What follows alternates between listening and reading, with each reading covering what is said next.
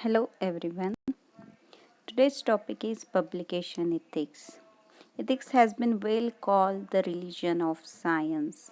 Since childhood, we are studying that honesty is the best policy, but in publication, we have to implicate it. Many people say that it is the intellect which makes a great scientist. They are wrong. It is a character. Character makes a great scientist by Albert Einstein. Even our homeopathic stalwart Dr. James Tyler Kent in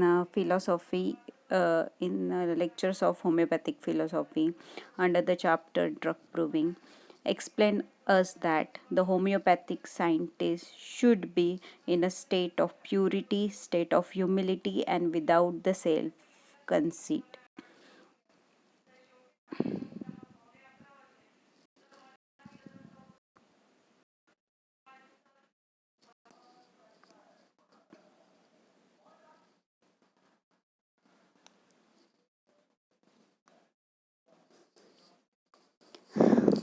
The scientists in the world communicate with each other by the writing. Writing should be published somewhere in a scientific journal or books, etc. If misconduct happens in publication, it will hurt the science and related aspect. Therefore, publication needs code of conducts in a medicinal field, in a biomedical field, then in a biotechnology, uh, everywhere, even a new species of plants, new breeds of animals are bringing benefits to the million people. However, this same innovation also have potential to bring the harms or to raise other kinds of ethical question about their appropriate use. Therefore, human right and animal right, these are the questions of ethics. Next, why you need to publish. That makes you more visible in the field. You because the publisher become immortal. The publication make you immortal. It helps you get cited more, enables you cultivate a stronger reputation, promote your research, move forward in your career, and help you during a during admission process for further studies. Then for PhD scholars, it is mandatory to publish their research papers in international level journals. Then for employment and career progression, but it is important to choose the right journal. Be aware of predatory journal, and one should stick to the ethical publication.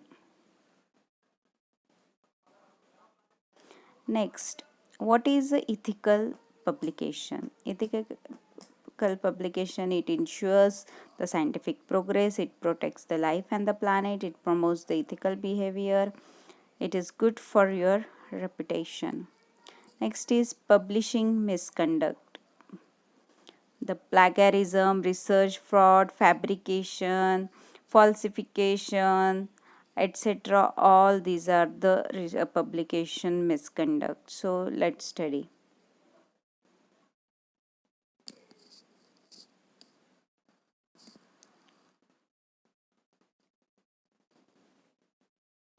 So why misconduct happen in while publishing?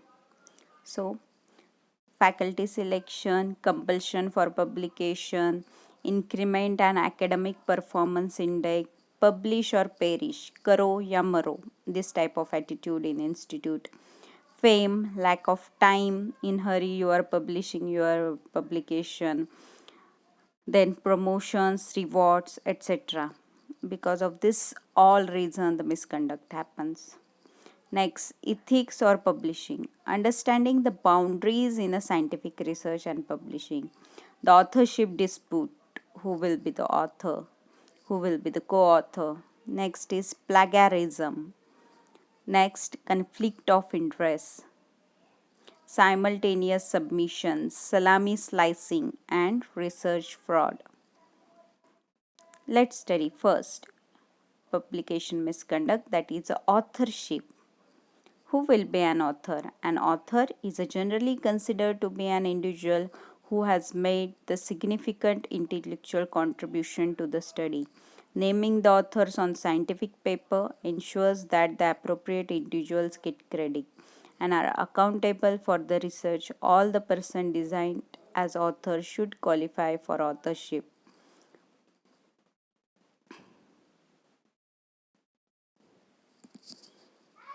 Next, the author who gives the substantial contribution to the study, drafting and revising the article for intellectual content, approval of final version. Then fourth point is if editor is asking for some queries, then responsible person is accountable for answering the question is a author. Next is unacceptable authorship. The three types of authorships are considered to be unacceptable. First is a ghost authors, okay, who contribute but substantially but are not acknowledged. For example, if there is a personal politics in that, then next is guest author who make no discernible contribution but are listed to help the increase the chances of publication. Next is gift authors who did not contribute significantly but are contributed but are give as a co-authorship or authorship.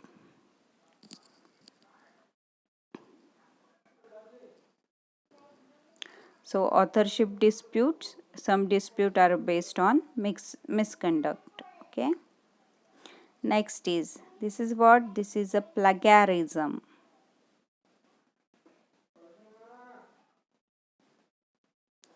One of the most common types of publication misconduct is a plagiarism, when one author deliberately uses the another's work without his permission or credit. Different types of plagiarism: copying, substantial copying, paraphrasing, etc. Okay, so avoid the copy paste, write the concept in own words, acknowledge the original sources, cite the reference accurately, avoid writing the several articles of the same time. Next is conflict of interest. There may be financial, personal, social, or other interest. Next is simultaneous submission, resubmitting work or for a duplicate publication. Then simultaneous submission occurs when the person submit papers to a different publication at the same time. This is also one of the misconduct. Duplicate or multiple publication occur when two or more papers without full cross reference share essentially the same hypothesis, data, discussion points, or conclusion. Next is research for fraud. There are two types of fraud: fabrication and falsification. Okay, falsification means manipulation of data. If PG student want to manipulate his master chart or a data, then that is a falsification. Fabrication means if he has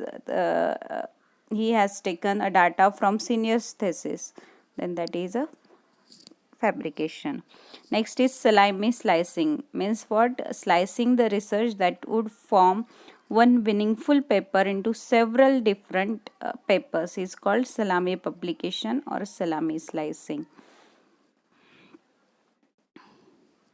Next is prevention of misconduct, the better education or on publication guidelines and ethics, change criteria from quantity to quality when the papers are used for assessment of post or grant. So be qualitative instead of quantitative. Thank you everyone.